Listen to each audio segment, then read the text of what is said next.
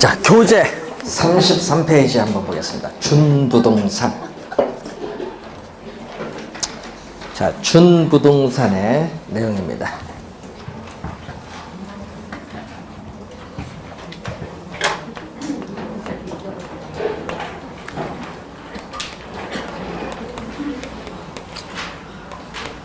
자, 준부동산, 의제부동산은 우선은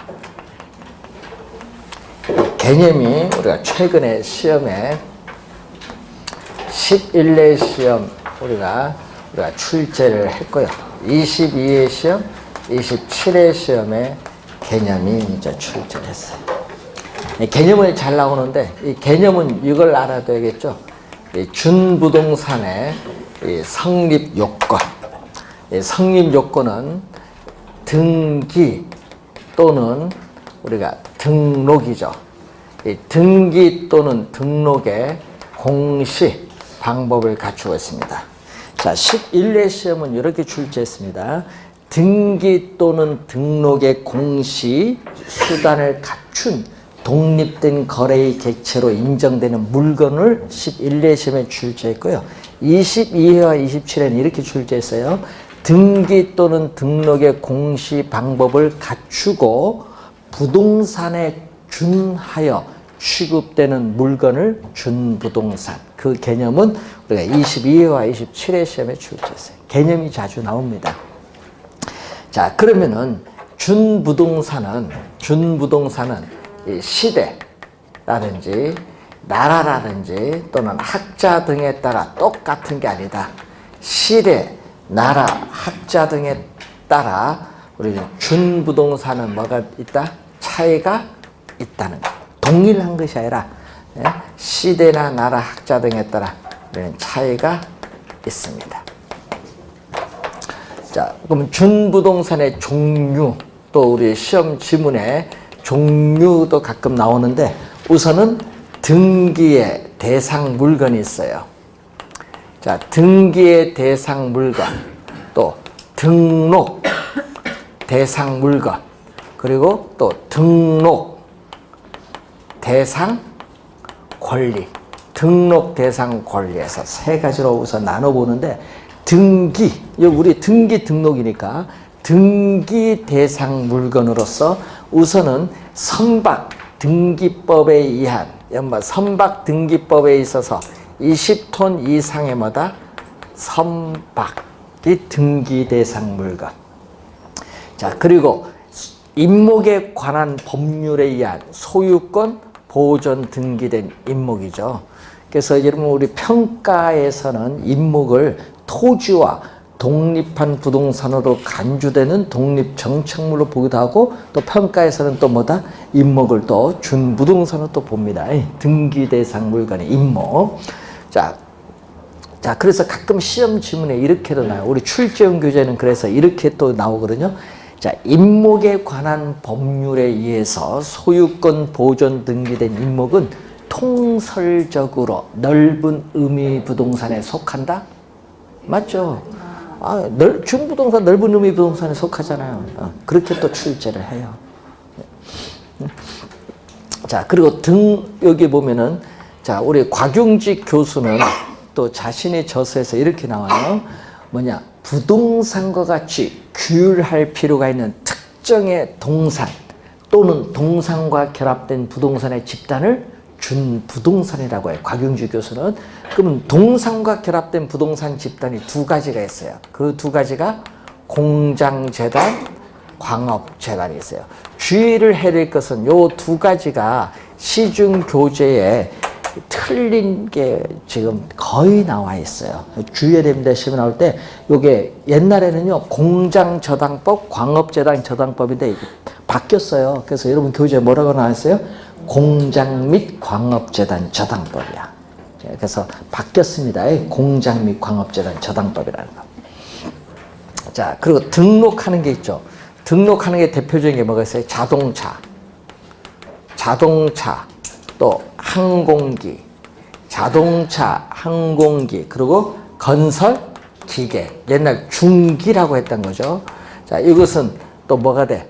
우리는 등록, 하는 겁니다. 등록 대상 물건인데, 자, 이것은 여러분이 뭐가 나오죠? 거기에 자동차 등 특정 동상 저당법이야. 이 자동차 등 특정 동상 저당법에서 저당권의 객체가 될 수 있다. 법이 바뀌었어요. 자동차 등 특정 동산 저당법에 따라서 저당권의 객체가 될 수 있다. 자, 등록 대상 권리잖아요. 여기는 권리는 광업권 또 어업권인데, 이 등록 대상 권리 요거는 준 물권이에요. 이 준 물권으로 우리는 토지에 관한 규정을 그대로 준용한다. 준용한다. 그러니까 종류 정도는 확인해 두시면 되겠죠. 자, 공장재단, 광업재단은 공장 및 광업재단 저당법. 자동차, 항공기, 건설기계는 자동차 등 특정 동산 저당법. 네, 법 바뀌었거든요. 그래서 나중에 모의고사 여러분 막 치다 보면요, 과거의 법이 막 나와요. 그래서 주의 좀 해두시도록 합니다. 자, 여러분 교재 34페이지로 넘으시면은 부동산의 분류. 자, 이 분류 보면은 공간 정보의 구축 및 관리 등에 관한 법률이 나와요. 그 법률에 보시면은 토지의 주된 사용 목적 용도에 따라 지목을 몇 개로? 28개의 지목으로 나누고 있어요. 자, 28개의 지목으로 나누고 있는데, 이 28개의 지목을 우리 봤더니 요게 우리가 시험 문제 17회 시험과 19회 시험에 출제를 했어요. 17회 시험은 이렇게 출제했거든요. 28개 지목 중에 지목인 걸 찾아라. 보기 5개 중에 지목인 걸 찾은 걸 17회. 19회는 지목이 아닌 걸, 보기 5개 중에 지목 아닌 걸 찾아라. 그걸 출제를 한 거예요. 뭐 지목인 거 찾아라, 뭐 지목 아닌 거, 이런 식으로 출제를 많이 하는데, 문제는 요것은 출제를 할 때는요, 점수를 주려고 출제를 했어요. 네? 그런데 문제는 이것을 여러분 공시법에 배운다고 1차 결혼에 어떻게 돼요? 안 배웠다 이렇게 하면 큰일 납니다. 여러분 나중에 보면 이신청하면 뭐 안 배웠다고 막 나와요. 막 안 배워, 왜 안 배워요? 공시법 배우지. 그 어떤 분은 얘기해. 우린 1차만 공부했는데 누가 1차만 공부하라고 했어요? 부동산 학교로는 부동산 전체를 다 연구하는 학문이야. 그 공법 지문도 들어오고 공시법 지문도, 세법 지문도 들어와요. 그렇기 때문에 다 공부해야 돼. 가끔 점수 주려고 내는 문제가 여러분에게는 어려울 수도 있는 거예요.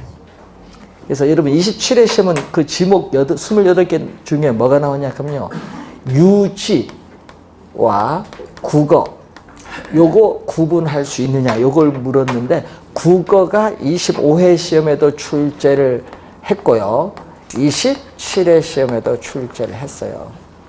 국어의 개념인데, 여러분 용수 또는 배수를 위해서 일정한 형태를 갖춘 인공적인 수로, 둑 이런 걸 얘기하죠. 우리가 부지를 얘기하거든요. 그리고 자연적인 유수가 있거나 있을 것으로 예상되는 소규모 수로 부지예요. 그게 법상의 용어예요. 근데 우리 쉽게 얘기하면 저 농촌에 가면 밭이 있어요. 밭의 옆에 도랑 같은 게 국어예요. 국어. 네? 국어의 개념, 요걸 출제를 27회 시험에서. 근데 국어를 출제했고 유지로 물었지. 유지는요, 여러분 연못 있죠? 저수지 이런 거예요. 네?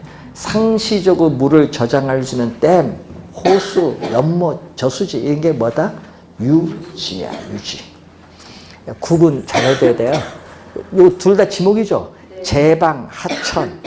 그 옛날 시험에 사찰용진에서, 사찰용진은 지목이 아니에요. 종교용지가 지목이지. 그래서 지목 28개 공시법 배울 때 잘 암기를 해주세요. 암기 방법 공시법 교수님이 잘 가르쳐 드릴 겁니다. 자, 그리고 국토의 계획 및 이용에 관한 법률상의 용도 지역, 용도 지구, 용도 구역, 용도 지역 4개, 용도 구역 5개, 그리고 용도 지구. 여러분 보존지구와 보호지구가 합쳐서 뭘로 바뀌었어요? 보호지구로 바뀌었죠.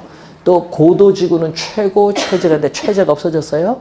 네, 최고 고도지구밖에 없어요. 그래서 바뀐 것을 잘 보셔야 돼. 그럼 바뀌었으면 원래 출제 가능성이 있습니다. 27회 시험에 또 개론 시험에 뭐가 출제를 했어요? 보호지구가 출제를 했어요. 개론 시험에 용도지구. 그리고 또 작년에는 용도 지역의 개념이 또 나왔어. 하여튼 용어가 많이 나옵니다. 자, 그리고 우리 시험 문제는 토지의 용어가 출제를 하죠.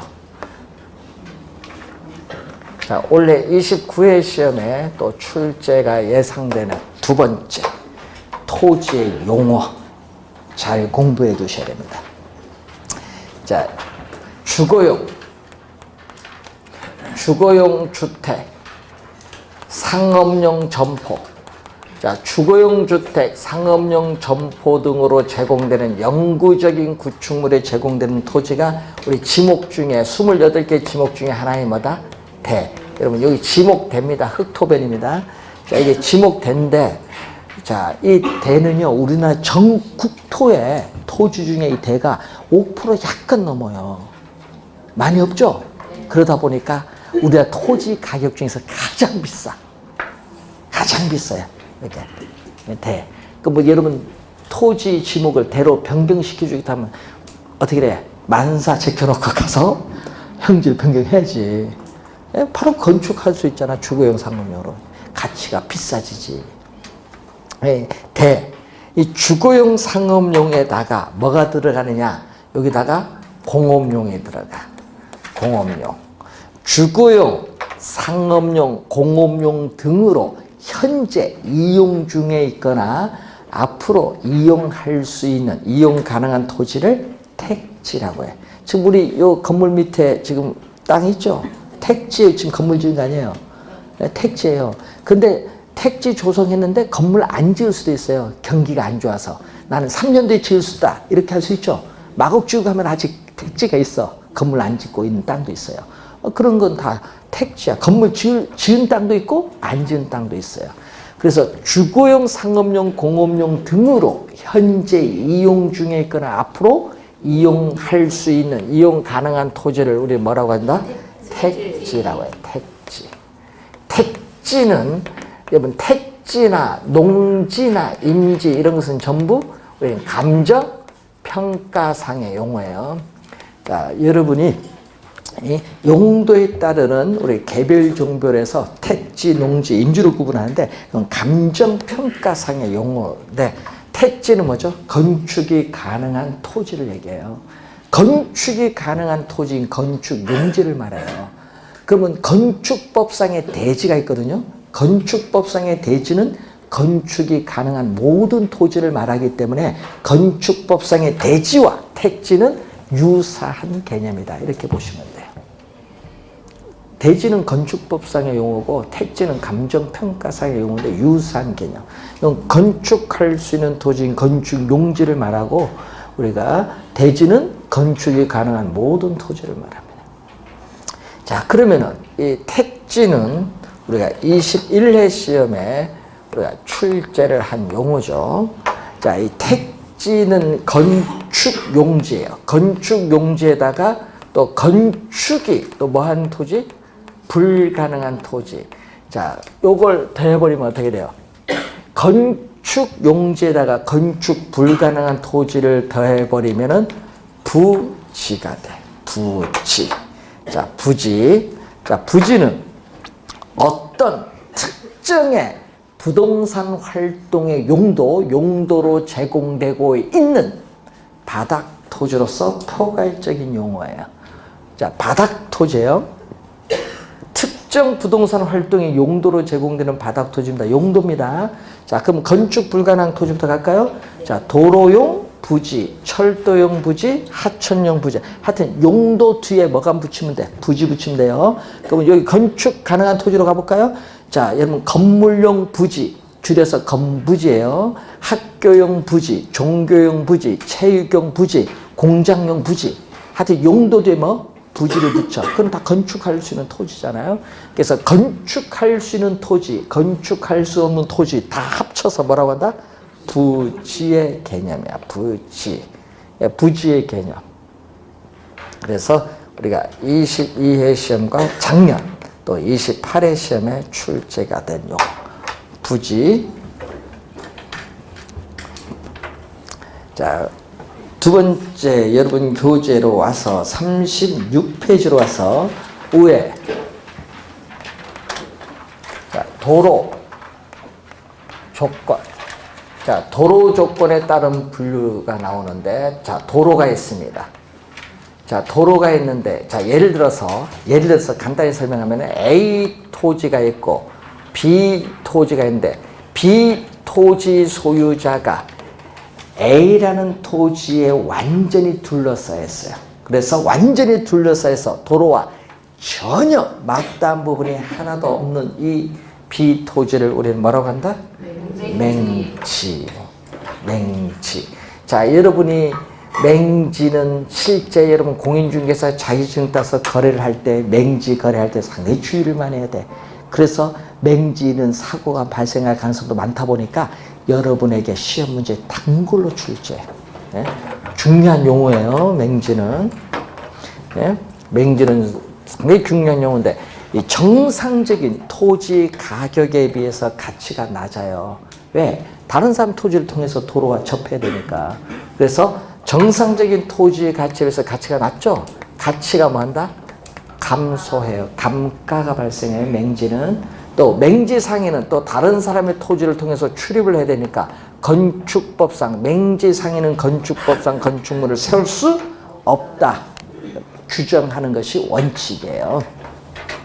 자, 그 맹지인데, 그래서 우리는 여러분 민법 제219조 보면 주의토지 통행권이 그래서 판례로서 여러분 시험에 많이 내는 게 맹지 때문에 그래요.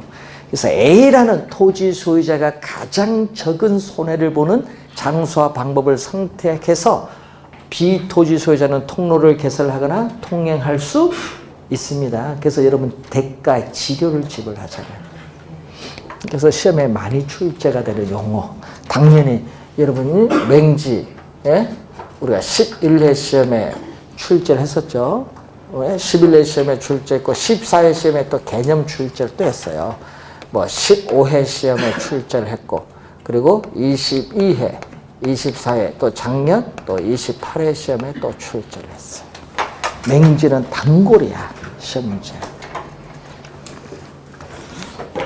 자, 또 도로 조건에 따른 용어로서, 자, 도로가 있는데 A라는 토지 소유자가 있고 또 B라는 토지 소유자가 있는데, 이 B라는 토지 소유자와 이 조그만 통로를 통해서 뭐를 한다? 우리는 도로와 접속면을 가져요. 그럼 도로와 접하면은 건축물은 지을 수 있어요.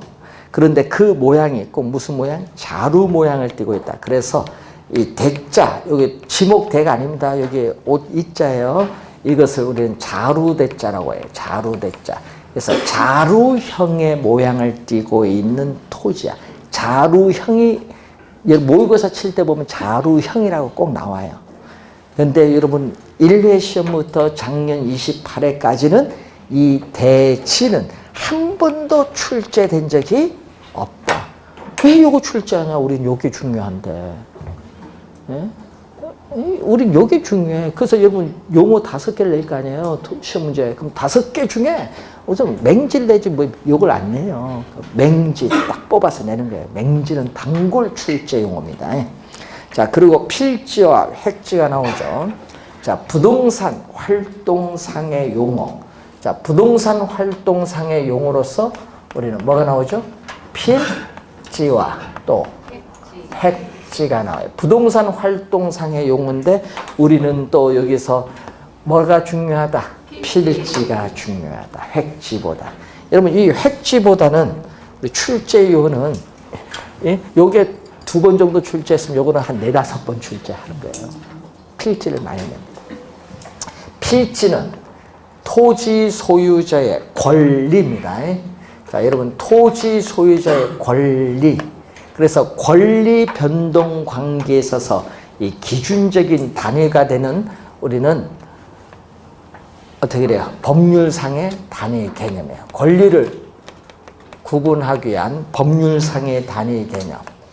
법적인 측면에서 나타나는 개념이에요. 자, 여러분 18회 시험에도 우리 뭐 하지만은 시험에 많이 나오거든요. 11회 시험, 우리가 5회 시험, 18회 시험. 18회 시험은 또 이렇게 냈거든요. 토지의 주민등록번호가 바로 뭐다? 토지의 주민등록번호가 지번이라고 해. 그러면 예를 들어서 14번지, 15번지 면적이 달라도 이것도 필지고 필지예요. 그러니까 예를 들어서 이렇게 하나의 지번으로 둘러싸인 토지야. 하나의 지번으로 둘러싸인 토지로서 법률적인 토지의 뭐다? 등록단위라고 해. 자, 여러분이 뭐가 아니다? 면적 단위가 아니라 등록단위야. 등록. 시험에 나오면 머리 틀린지를 몰라. 막 읽다 보면요. 나중에 보면 다 맞아. 보면 질문이. 필지는 토지 면적과는 아무런 관계가 없어요. 그냥 면적 단위가 아니라 등록 단위. 그리고 또 부동산 등기법상 또 등기의 한 단위를 내요. 등록 단위. 그러면 시험 지문에는 뭐를 많이 내느냐? 필지 하면요. 요 두 개가 진짜 많이 내는 단골이에요. 두 개가. 그래서 필지니까 한 개의 요 필지에 한 개의 소유권이 미치는 범위 한 개를 표시해 주는 개념이 필지 개념이고, 획지는 요거는 가격 수준. 이건 권리가 아니라 이번은 가격 수준을 뭐 한다? 구분을 한다. 구분하기 위한 가격은 법적인 게 아니라 이거는 무슨 개념? 경제적. 또 부동산 학적인 개념입니다. 경제적 부동산 학적인 개념인데, 그래서 획지는 토지 이용상 상정은 가정한 거죠. 토지 이용을 가정해서 나타난 개념이 획지입니다. 자, 그래서 획지는 토지 이용에 있어서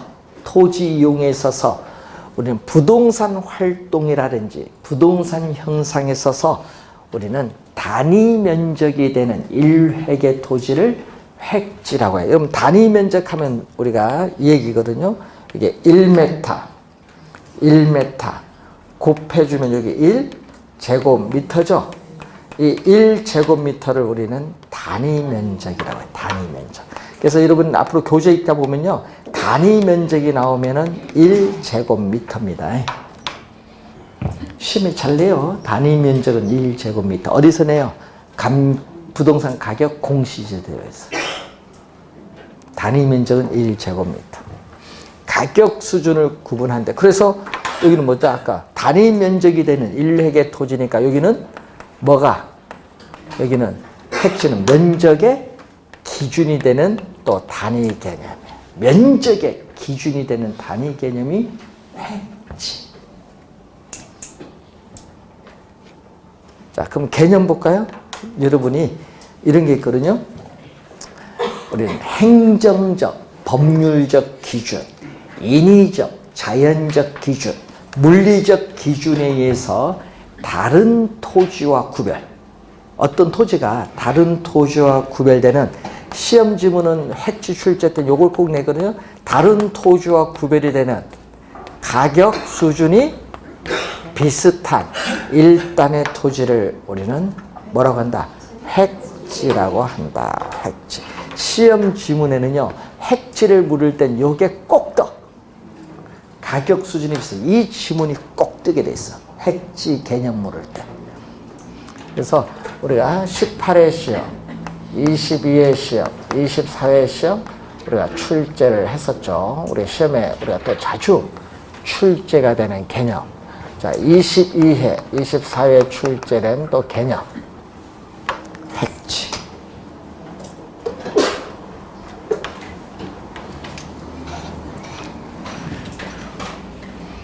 자, 필지. 우리 획지보다는 뭐 중요하다? 출제어는 필지를 더 중요시 여겨서 시험에 자주 내요. 자, 부동산 활동상의 용어거든요. 자, 택지는, 아까 우리 택지는 뭐라고 배우셨죠? 건축용지예요. 건축용지. 건축용지인데, 아까 있지만 택지상에 택지는 있는데 건축물을 5년 뒤에 건물을 짓기 위해서 지금 안 지을 수도 있거든요.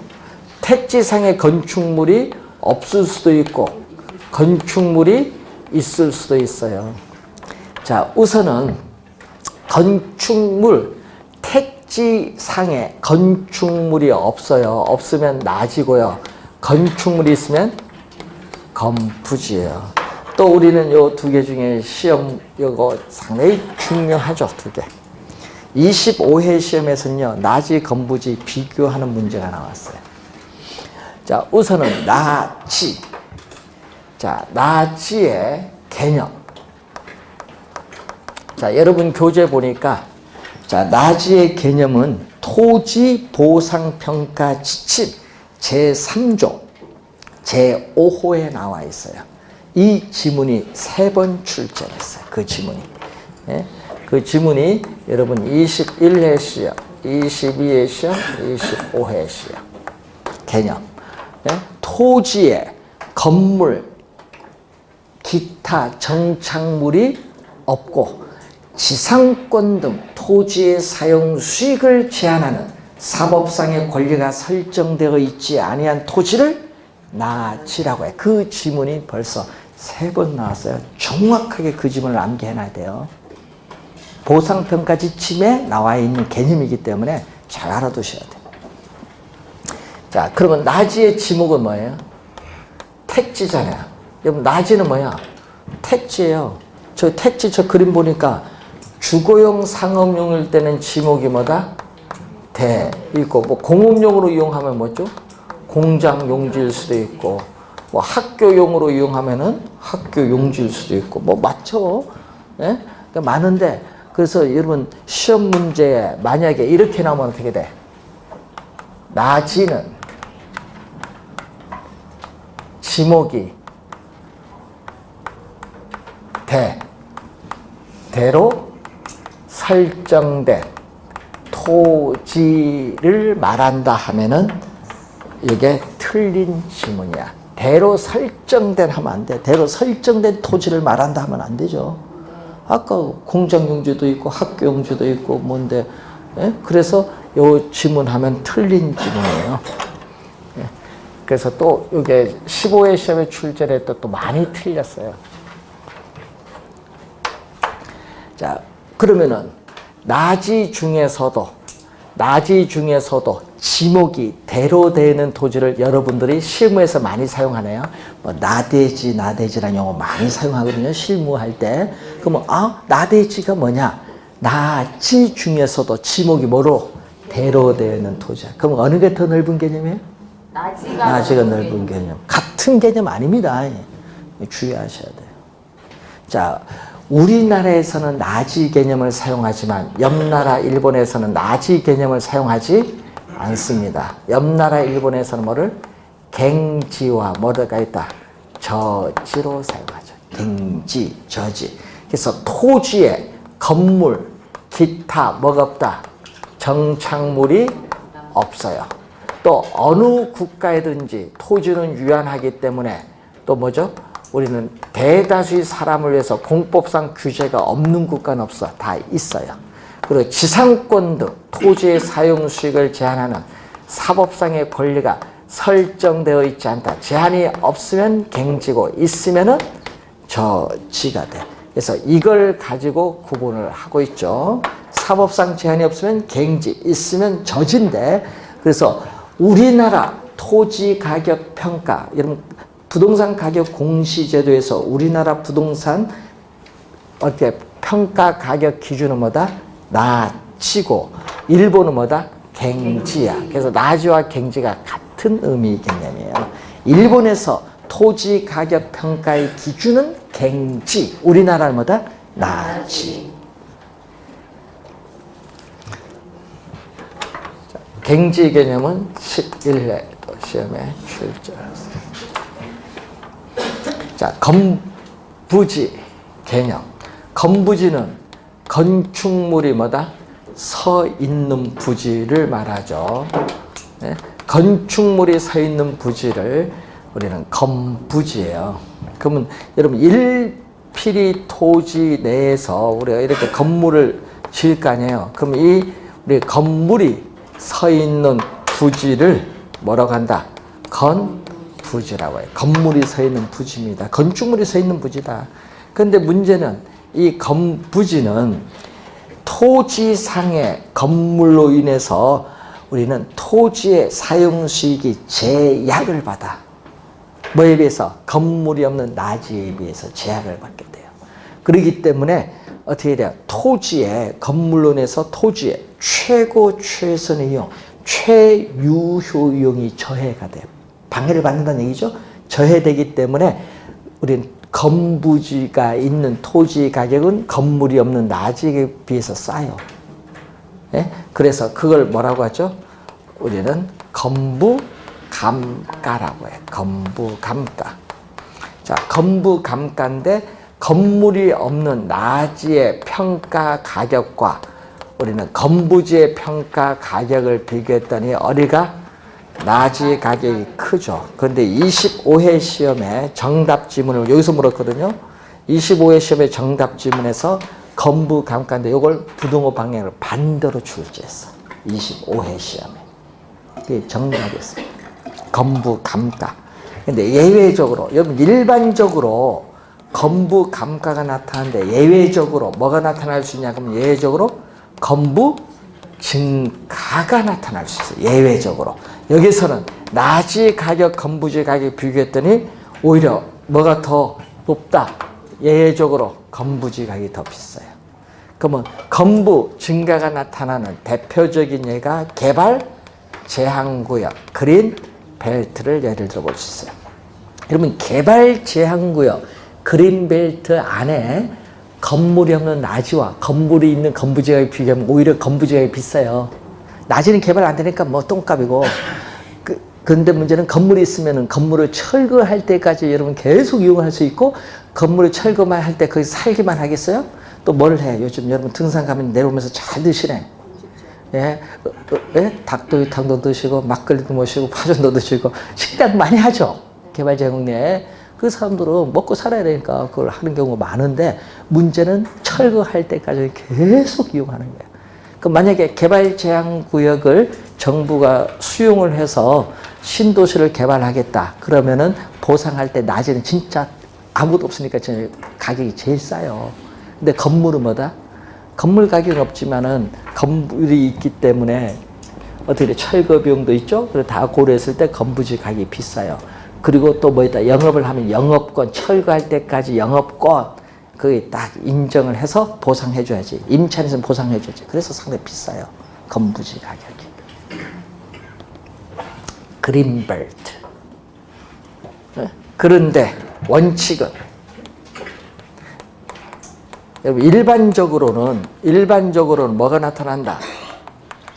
일반적으로는 건부감가가 나타나는데, 건부지 평가액의 원칙은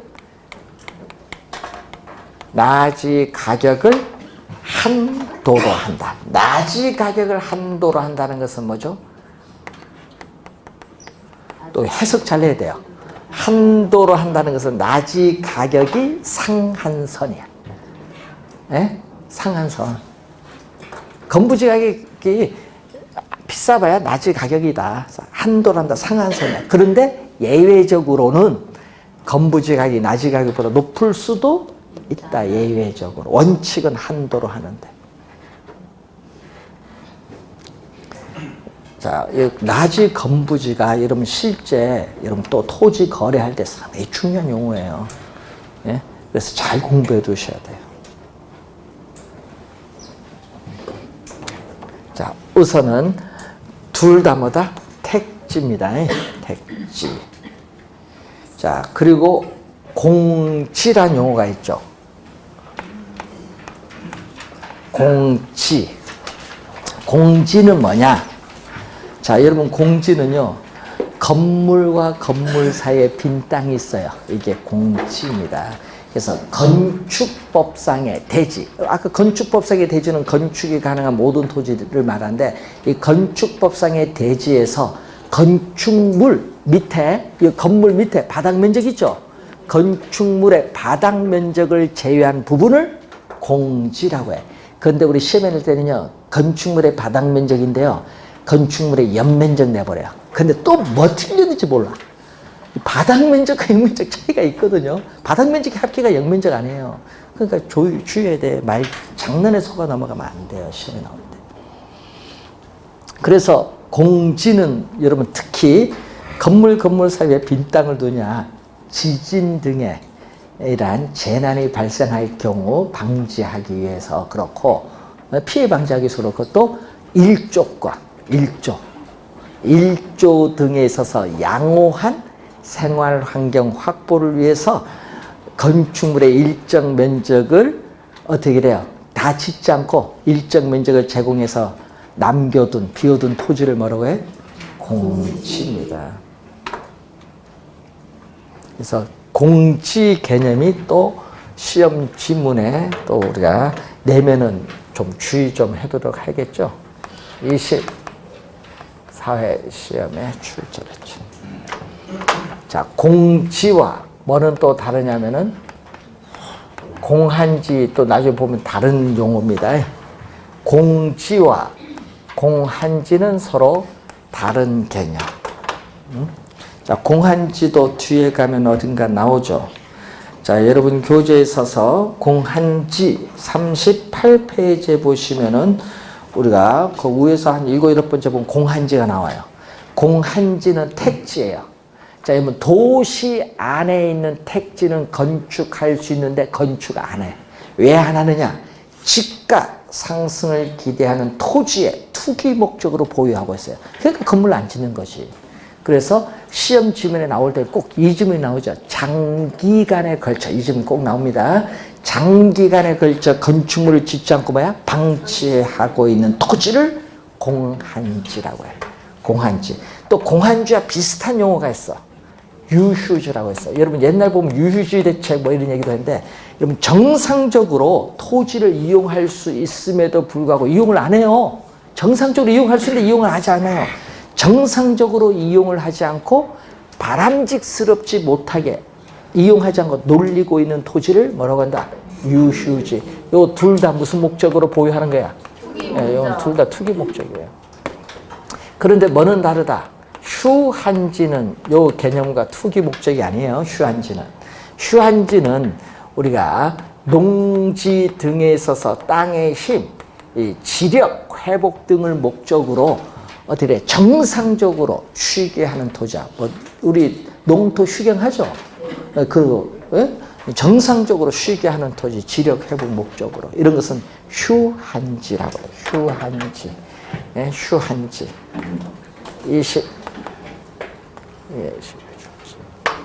휴한지.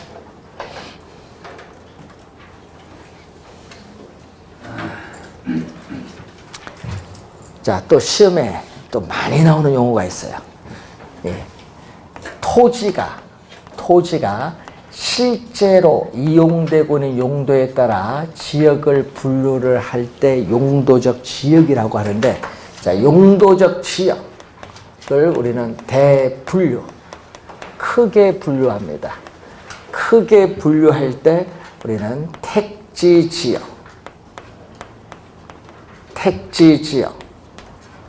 농지 지역, 임지 지역으로 크게 분류해요. 자, 임지 지역은 지목이 임야입니다. 임야, 산. 그러면은 임야를 택지로 조성해서 아파트 대규모 단지 어떻게 건축할 수 있죠. 이때를 우린 용도적 지역의 전환이라고 해요. 그리고 농지, 여러분 우리 얘기지만은 택지나 농지나 임지는 감정평가상의 용어입니다. 그럼 농지는 지목이 뭔지 아세요? 농지 지목은 전답과수원이에요. 네? 전답과수원이 지목이거든요. 그럼 예를 들어서 우리는 밭을 택지로 조성해서 또 아파트 지을 수도 있죠. 용도적 지역의 전환입니다. 이렇게 임지지역, 농지지역, 택지지역 등 용도적 지역 대분류 상호 간에 전환 중에 있는 지역의 토지를 전문 용어로 후보지라고 해요. 후보지. 자, 이 후보지 개념 진짜 중요해요. 시험에 엄청 많이 나옵니다. 예? 15회 시험에 출제했었죠. 21회, 22회, 24회, 27회, 작년, 재작년 전부 다 출제했어. 후보지 개념이 또 진짜 중요해. 이행지는 21회 후보지와 이행지 둘 다 출제했죠. 네? 자, 이행지는 동일 용도적 지역 내. 여러분, 이행지를 물을 때는요, 21회 시험도 그렇지만 안에 요 내가 꼭 떠. 내에 동그라미 쳐놔야겠죠.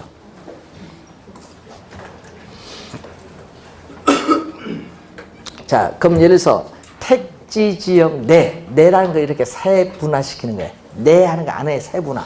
우린 주거 또는 주택 지역, 상업 지역, 공업 지역. 그러면 농지 지역은 전지 지역, 답지 지역, 과수원 지역, 임지 지역은 신탄림 지역, 용재림 지역 뭐 이렇게 나누는데, 자, 예를 들어서 자, 우리 과거 30년 전에 섬유 공장을 지어서, 여러분 천안역 앞에 보면 옛날 뭐가 있었어요? 충남 방적이 있었거든요.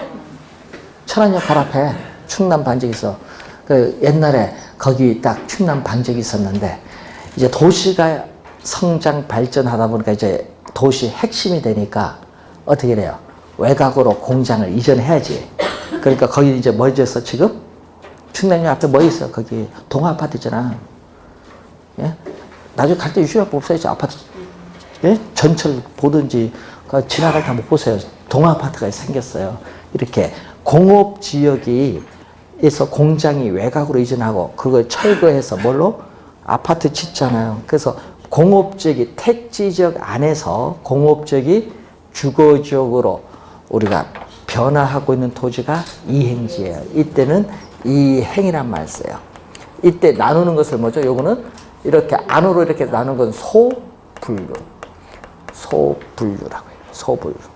그래서 이 택지 지역, 요 동일이죠? 그러면 택지 지역이라는 동일 용도적 지역 내 하면 여기 소분류 상호 간의 이행 중에 있는 토지를 이행지예요.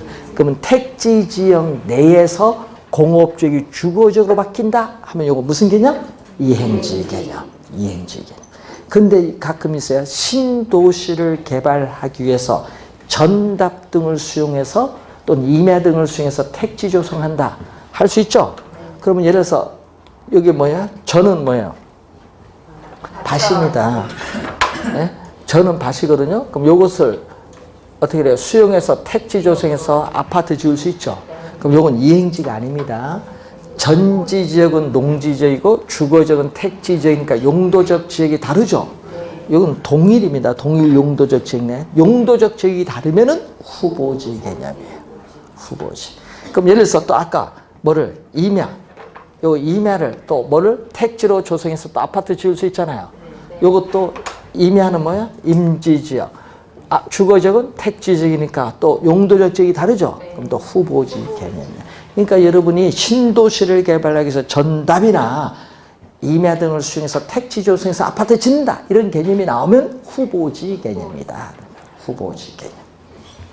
시험에 그래서 이게 상당히 많이 출제가 되는 용어. 이것도 우리 감정평가상의 용도에 따르는 분류거든요. 후보지 이행지는. 그래서 상당히 중요한 용어다. 그 두 개 중에 우리 출제를 한다면 출제는 뭐를 좋아한다? 후보지를 진짜 좋아한다는 거예요. 자, 법지라는 게 있어요. 법지. 자, 권리,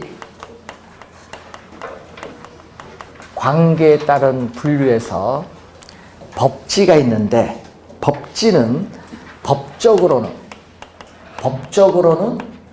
소유권이 인정되지만 실제 이용 시력은 거의 없거나 적은 토지를 말해요.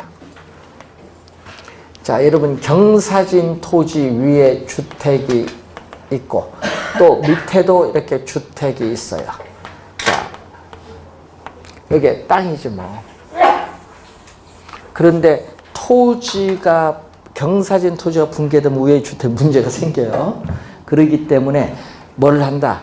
우린 토지의 붕괴를 막기 위해서 뭐를? 축대를 설치를 했겠죠. 이때 요 수평 투영명상의 요 택지거든요. 수평 투영명상의 택지, 수평 투영명상에 있어서 택지의 유효지표면 경계입니다. 이 경계와 그 인접된 토지의 이 경사진, 인접된 토지의 이 경사진 부분을 뭐라고 한다? 법지야. 법적으로는 소유권 인정돼요. 그게 실제 이용 못하지. 축대 설치해서 이렇게 있는 거니까 소유권은 인정돼요. 이용 실익이 없지 거의. 이 토지, 경사진 부분의 이 토지를 법지라고 해. 법지와 반대되는 개념이 빈지인데 이 빈지는 공유수면 관리 및 매립에 관한 법률이 있어요. 공유수면 관리 및 매립에 관한 법률에서 우리나라에서는 빈지를 뭐라고 한다? 바닷가라는 용어를 써요. 바닷가야. 여러분 작년 시험에 1번 문제 5번 지문에 빈지 나왔거든요. 근데 내용은 빈지가 아니라 포락지를 냈어요. 그러니까 빈지 개념 알고 있느냐 보는 거예요. 빈지는 법주와 반대되는 개념으로서 법적으로는 반대되니까 소유권은 인정되지 않지만 이용함으로써는 이익은 있는 토지를 우리는 빈지, 바닷가라고 해요. 자, 만조.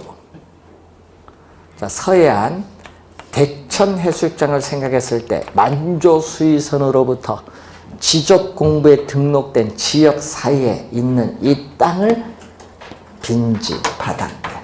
자, 서해안 거기 하나콘도 앞에, 예? 또 하나콘도 앞에 대천 해수욕장이 있어요. 거기 뭐 계단 올라가서 여기 딱 뭐 있잖아요. 그 앞에 보면 모래사장 있죠. 그게 빈지예요. 물 다 들어왔을 때 빈지예요. 그게 이제 썰물 빠졌어요. 물이 빠졌을 때 간조 수위선이에요. 이 간조 수위선 물이 들어왔을 때 잠기고 빠졌을 때 드러나는 땅 그 뭐예요? 장화 신고 가서 뭐 안 잡아봤어요? 뭐예요? 갯벌.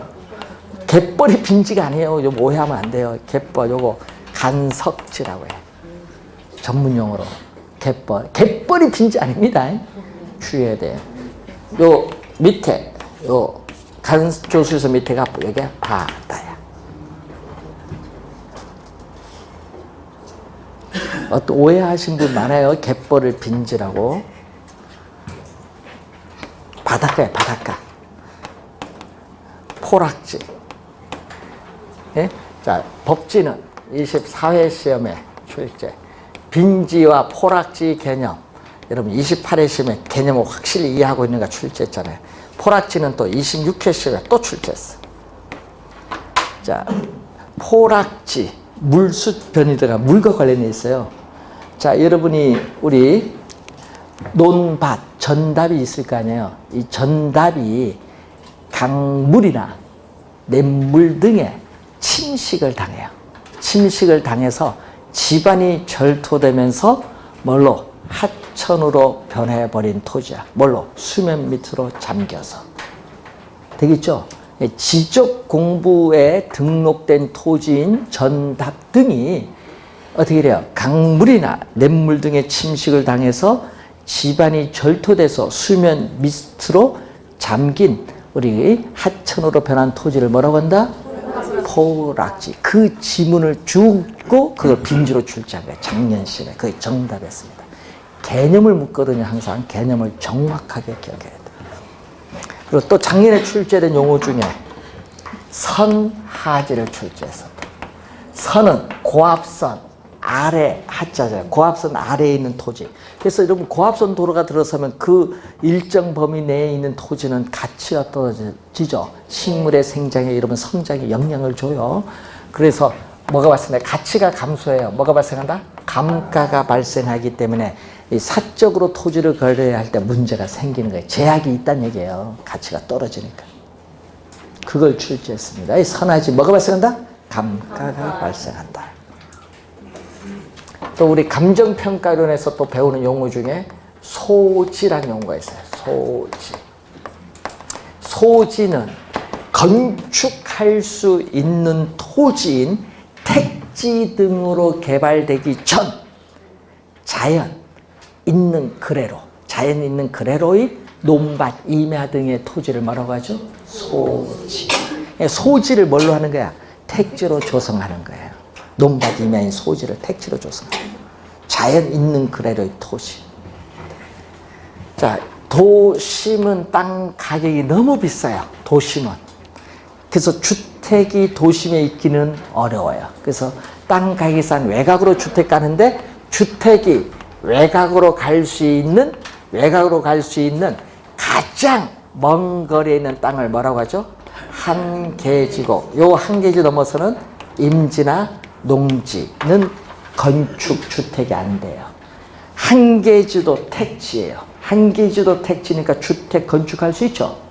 그래서 이 도심이라는 이 특정의 이 지점을 기준으로 이 택지 이용에 있어서 가장 먼 거리, 최원방권, 가장 먼 거리에 있는 권역상에 있는 이 토지를 뭐라고 한다? 한계지 개념. 2년 전에 또 우리 한번 출제를 한 내용입니다. 한계지. 입지와 연결해서 한번 출제를 했었죠. 토지 용어는요, 실제 여러분 실무적으로 중개 여러분 자격증 따서 거래를 하게 되면요, 여러분 진짜 많이 사용을 해요. 땅은 땅인데 불리는 용어가 이렇게 다양하다는 거. 그래서 요거는 시험과 관계없이 실제 거래할 때 필요하니까 잘 공부를 좀 해두시기 바랍니다. 시험에는 5개 물어요. 여러분 작년 시험은 쉽게 냈어요. 용어 개념 5개 놓고 틀린 거 찾아내는 걸 물었는데 시험 낼 때 박스 내는 게 어렵습니다. 박스를 딱 내서 5개 용어가 나와요. 개념 묻겠죠? 5개 중에 옳은 것은 모두 몇 개인가? 이게 어려운 거야. 그럼 5개 중에 하나 모르면 틀려. 이런 문제가 어렵고요. 아니면 옳은 것으로 바르게 연결한 거. 뭐 기역, 니은, 디귿, 니을음에서 뭐 기역, 디귿, 니을 뭐 이런 식으로 나오는 건 쉬워요. 근데 옳은 것은 모두 몇 개. 이게 어려운 문제입니다. 그래서 올해 시험은 박스로 출제가 예상되는 부분입니다. 박스로 출제면 어려워요. 그냥 출제한 건 쉬운데 박스로 출제하면 좀 어려워요. 여러분에게는. 박스가 시험 본고사에 여러분 10월 27일 시험에 가서요. 박스가 한 40문제 중에 한 15, 6개 나왔다. 그러면 어려워요. 왜 어렵냐? 시간 부족이야. 1차 개론민법 시간 부족이야. 문제가 어려워서 떨어지는 게 아니라 시간 부족으로 떨어져. 왜? 여러분 고등학생이 아닙니다. 중고등학생. 읽는데 중학생은 고등학생 한번 보면요. 처음부터 끝까지 다 딱 들어와. 여러분은 안 들어와. 다 읽어야 돼. 소설책 읽는 속도도 다릅니다. 중학생들하고. 그래서 그게 차이가 있어요. 시간 부족이야. 읽다가 여러분 생각도 해야 돼. 또 읽다가 2번 읽다가 4번 읽으면 앞에 잊어버려. 그러니까 그 연습을 좀 하셔야 되는 거야. 여러분 25살 이후부터 다 두뇌가 쇠퇴했어요. 네? 여러분 과거의 1등과 꼴등이 지금 다 똑같아요. 잊어버린 데는 왕도가 없습니다. 그러니까 뭐 해야 돼? 반복하셔야 돼요. 네? 그래서 일요일 달은요, 저희들은 이제 교재 처음부터 끝까지 나가는데 좀 여러분이 25%, 30% 이해하면은 돼요. 1년. 또 3, 4월 가서 약간 더 보태서 4, 50%. 그러면 5, 60%, 5, 6월. 문제 풀면서 한 70%가 이해하면 돼요. 100% 이해 못해요. 범위가 얼마나 넓은데. 70% 이해하고 나머지 20%는 시험장에 가서 찍으면 돼. 네? 찍어서 어떻게 돼요? 12문제 찍어서 4개 맞으면 돼요. 어제 어떤 분이요, 점심시간 찾아왔더라고요. 예? 11개 찍었는데 6개 맞았대. 그렇게 합격했잖아요. 그게 실력이야. 안 풀고 찍는 거. 예, 그것을 여러분이 배우려면은 우선 65%, 70%까지 7, 8월까지 그 정도까지는 해놔야 돼. 100% 하려고 하지 마세요. 스트레스 받습니다. 그러니까 일요일은 몇 프로? 30% 최대 그까지만 이해하면 돼요. 모든 과목은. 스트레스 받지 않도록 하십시오. 자, 잠시 쉬고 시작하겠습니다.